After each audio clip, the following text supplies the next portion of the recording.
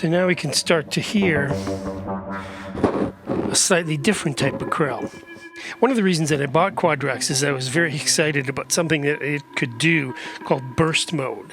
And we are in burst mode now, and I can tell that because the little mode buttons, which are here, which function as mode buttons when you're not in CV mode. In other words, when you don't have a pink light on one of these on the left-hand side. If that's yellow, then you're in burst mode. Burst mode is its own special mode that's sort of like a built-in bouncing ball patch. And what it does is it uses 3 of the controls and can use 3 of the CVs, one for each of those controls, to control the length of the entire burst envelope and then the rate of the individual bursts that happen within that longer envelope.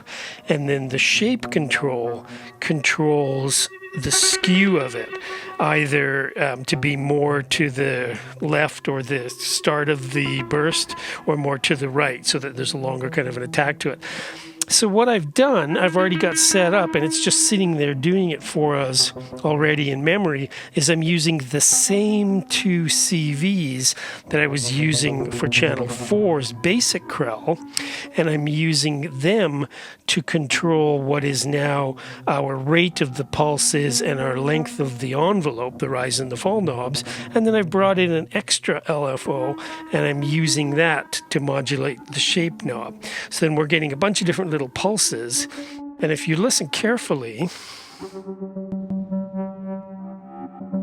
you can hear that in each train of pulses, after the whole envelope finishes, it picks another pitch from our quantizer. And the reason that it does that is that I'm deriving our trigger for the sample and hold from the end of fall or end of cycle on channel 1.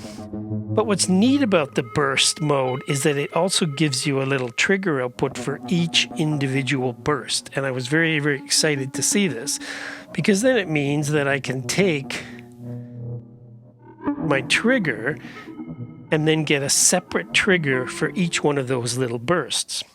So now magically we're back to where we started a couple of videos back, when I was able to create this encapsulated Krell by passing the output of maths through a VCA, so that I would have different kind of overall shapes of all the little individual pulses in the middle. Now I've got it set up to be fairly tame, so the incoming voltages aren't doing too much to it. But if I go into CV mode, I can change some of that. So if I long press channel 1, now I'm on channel 1 CV mode, and because I've got that CVA button activated, I can tell by the bright blue that's flashing with the bright pink, it is controlling my shape, and I can tell that because of the bright green here that's coming in. So I could reduce that all the way down so that the shape doesn't change very much. I can invert it by holding it. Inverting it won't make much of a difference because it's basically being modulated by a sine wave, but it is useful if I'm using that same sine wave to modulate other parameters in the system, and I want it to be correlated but inversely so.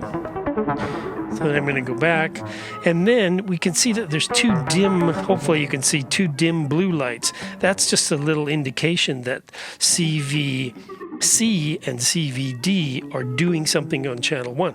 So if I hit CVC, it's controlling the rise, which is our rate, but it's very, very dim, so it's not controlling it by very much. So I can change that.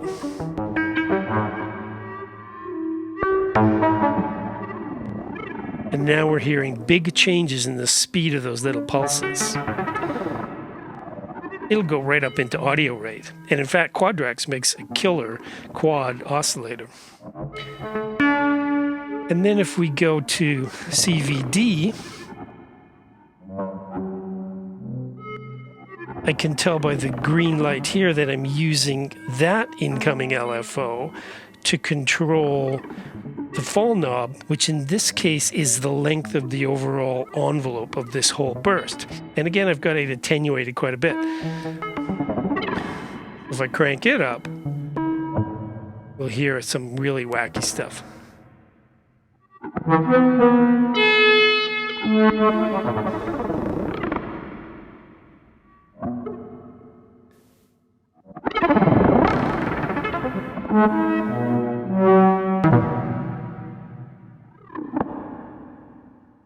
And of course, our knobs are still functioning in any of these modes. So I'm just going to lengthen the whole thing a little bit.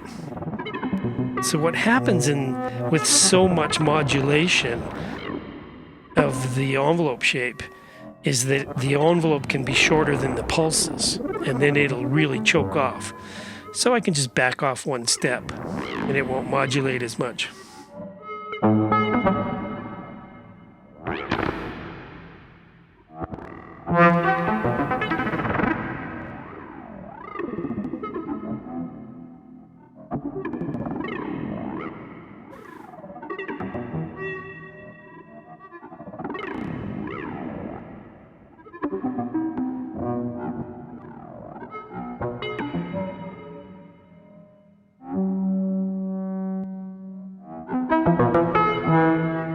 So I'm going to leave CV mode just by holding that.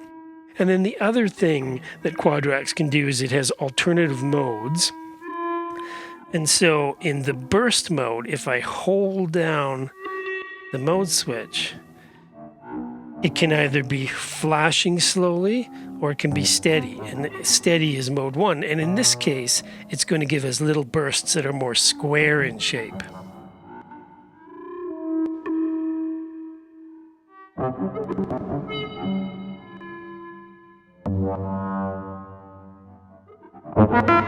But you can see them being skewed by the incoming voltages.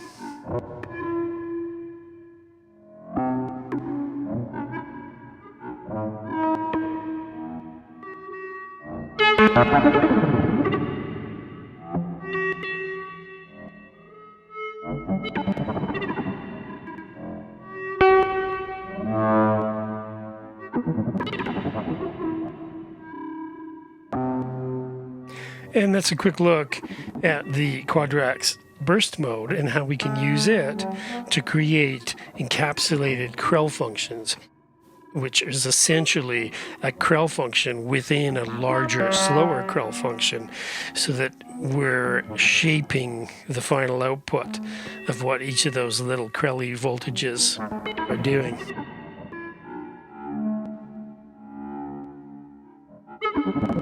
I hope you've enjoyed this series so far. We are going to continue and start adding polyphony to this patch, and then some slow-moving control voltages that will start to give us some form and some function out of the whole thing so that we can create a finished piece.